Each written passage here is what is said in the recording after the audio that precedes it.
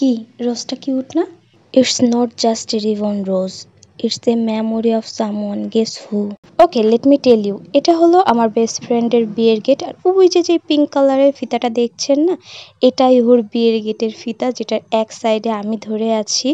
আর এই ফিতাটাই যখন কাটা শেষ হয়, আমি সেটা কুড়াইয়ে নিয়ে আসি যে কোনো কিছু একটা তো বানাইই ফেলবানি আমি, যেহেতু কালারটা আমার ভালো লাগছে। কোনো কিছুর মধ্যে সবথেকে প্রথমে আমার যে জিনিসটা মাথায় আসে সেটা হলো রিবন রোজ। আমি আগে রেড কালারের একটা তৈরি করেছিলাম, এখন এই কালারটা দেখে মনে হলো যে এটা দিয়ে বানিয়ে দেখি। যদিও আগের বার রিবন দিয়ে তৈরি করেছিলাম আর এটা হলো ফিতা। এখন অনেকেই বলবে রিবন আর ফিতার মধ্যে পার্থক্য কি? ফিতার ইংরেজিই তো রিবন। অবশ্যই পার্থক্য আছে, রিবনটা একটু প্রিমিয়াম কোয়ালিটির, উপর দিয়ে একটু শাইন দেয়, মানে একটু গ্লসি গ্লসি ভাব আসে। আর ফিতা যেটা আমরা স্কুলে ছোটবেলায় চুল বেঁধে যেতাম, অনেকটা পাতলা টাইপের হয়। তো এই ফিতাটাও দেখলাম যে আমি একটু শক্ত আছে, তো ভাবলাম এটা দিয়ে রোজগুলো একটু ভালো হবে। যেহেতু আমি আগের বার তৈরি করার সময় রোজ পেটালগুলো অনেক কম ছিল, এর জন্য আমি এবার ভাবছি যতখানি ফিতা আছে সম্পূর্ণ টুক দিয়ে আমি একটা রোজই তৈরি করব, যাতে রোজ পেটালগুলো একটু বেশি হয়।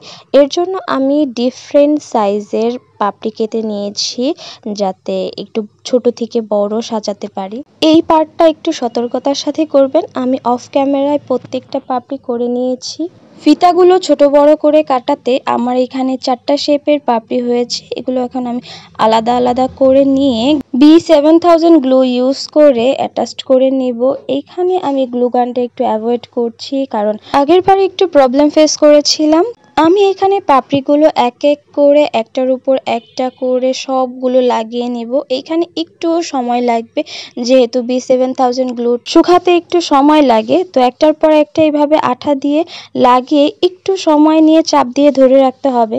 এই যে পাপড়িগুলো লাগাতে লাগাতে কত বড় বানিয়ে ফেলেছি, তারপরেও কিছু পাপড়ি এখনো বাকি আছে। এখন কাবাব স্টিকের সাথে একটু গ্লুগান লাগিয়ে বাকি ফিতাগুলো এইভাবে রোজ শেপ দিয়ে নেব। তো এইখানে কিন্তু B7000 গ্লু দিলে হবে না, এইখানে গ্লুগানটাই লাগবে, কারণ এই গ্লুগানের আঠাটা অনেক তাড়াতাড়ি শুকিয়ে যায় আর খুলে যাওয়ারও কোনো ভয় থাকে না। এইখানে আমার রোজটা ভালোই অনেক বড় হয়েছে, কিন্তু আমি এখানে একটু বেশি মাতব্বরি করে ফেলেছি। এই যে এক্সট্রা পাপড়িগুলো দেখছেন না, এগুলো আমি এখানে 1 বাই 1 সব পাপড়িগুলোই আমি অ্যাড করে ফেলেছি, যার কারণে রোজটা অনেক বেশি বড় হয়ে যায়।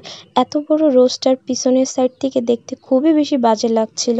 এখানে সবুজ উলের সাহায্যে আমি এই কাবাব স্টিকটাকে কভার করে ফেলি। এখন মনে হচ্ছে সাইডের এক্সট্রা প্যাটেলগুলো খুলে ফেলি।